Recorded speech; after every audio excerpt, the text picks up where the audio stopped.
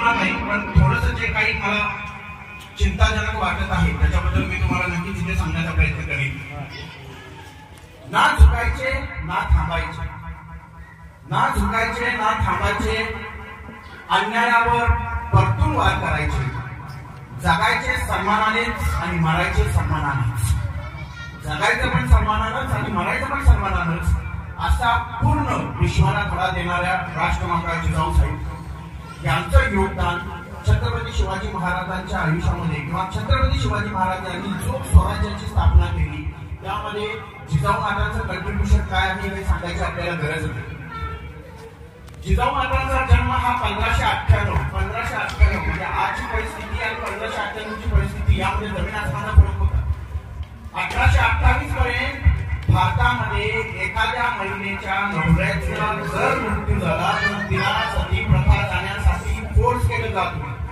आणि आजही आपण बघितलं 1828 ला राजाराम मोहन रॉय यांच्या प्रयत्नाने ब्रिटिश सरकारने प्रोहिबिशन ऑफ सती हा कायदा आणला 1829 मध्ये. त्याच्यानंतर जनरली असं समजलं जातं की इथून पुढे भारतामध्ये सती जाणार नाही, महिला त्यांना कोणी फोर्स करणार नाही.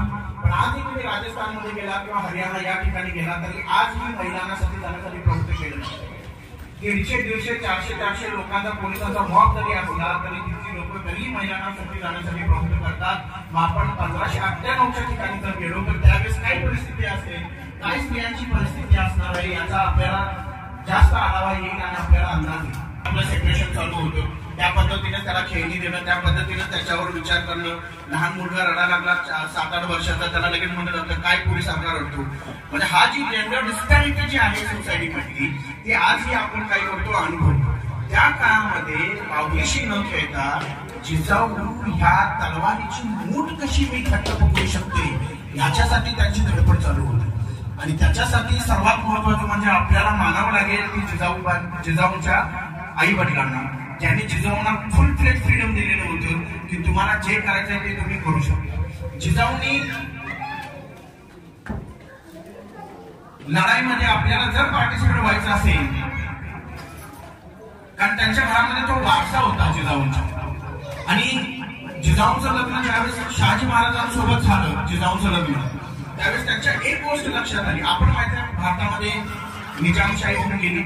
भारतामध्ये बघायला गेलं तर पुन्हा कुठेतरी आपल्याला वाटतं की आपले कुठेतरी जे हक्क आहे ते हक्क कुठेतरी दाबण्याचा प्रयत्न केला जात आहे. आज लोकांमध्ये इतकी भीती आहे, तुम्ही काय बोलाल. आज मी माईक घेऊन इथं उभा राहिले, व्हिडिओग्राफ चालू आहे, एक स्टेटमेंट कॉन्ट्रोवर्शियल झाली तर तुमचं होत्याचं नव्हतं होऊ शकतं अशी परिस्थिती आज निर्माण झालेली आहे. त्याचं उदाहरण मला तुम्हाला सांगायला इच्छिते. पुण्यामध्ये एक भक्ती स्कूल आहे, त्या भक्ती स्कूलमध्ये एका प्राध्यापकानं जे कॉन्स्टिट्यूशन व्हॅल्यू आहेत आपल्या बाबासाहेबांनी लिहिलेल्या कॉन्स्टिट्यूशन मध्ये जे व्हॅल्यू आहेत त्यांनी भक्ती क्लासमध्ये फक्त केवळ एक स्टेटमेंट केलं. काय स्टेटमेंट होतं? All religions are equal in India.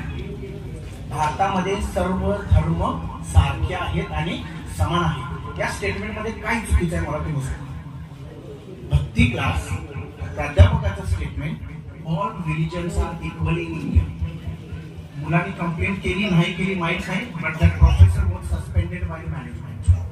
तुम्ही भक्तीच्या क्लासमध्ये भारतामध्ये आज सगळे धर्म एकच आहेत, समान आहेत असं बोलूच कसं शकता. त्यामुळे त्या प्राध्यापकाला निलंबित करण्यात आले आहे. पुण्याच्या इन्स्टिट्यूट मधलं उदाहरण आहे ते आजचं उदाहरण. त्यामुळे आपल्याला ह्या सर्व गोष्टी समजून घेतल्या पाहिजेत आणि वेगवेगळी प्रबोधन होणं आपलं खूप गरजेचं आहे.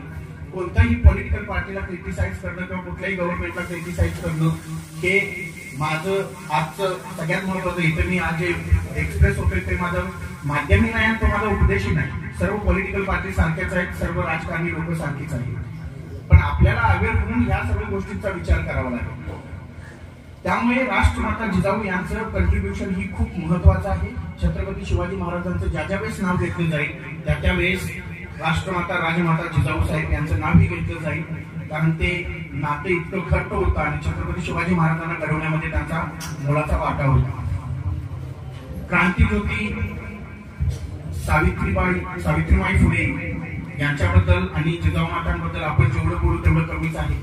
मला वाटते तो एखादा थिसिसचा विषय जरी घेतला तरी त्याच्यावरही 15-20 थिसिस आपले घेऊन होते. प्रत्येक एक फॅसेट जर आपण पर्सनॅलिटीचा बघत गेलो त्यांचा तरी तो इतका ज्या काळामध्ये जसं म्हटलं जातं स्त्रियांना चूल आणि मूल एवढ्या दोनच गोष्टी ठेवलेल्या होत्या फक्त, किंवा स्त्रियांच्यावर एवढे अन्याय अत्याचार केले जात होते, स्त्रियांचे बालविवाह होत होते, विधवा पुनर्विवाहाला परमिशन नव्हती त्यावेळेस अशा काळामध्ये, किंवा सर्वात महत्वाचं होतं तो म्हणजे बालहत्या, हा एक खूप महत्वाचा प्रश्न होता. आणि या सर्व प्रश्नांमध्ये क्रांतीज्योती सावित्रीबाई फुले यांचा जन्म झाला. जसं आता बऱ्याच मुलांनी सांगण्यात आलेलं आहे आणि आम्हाला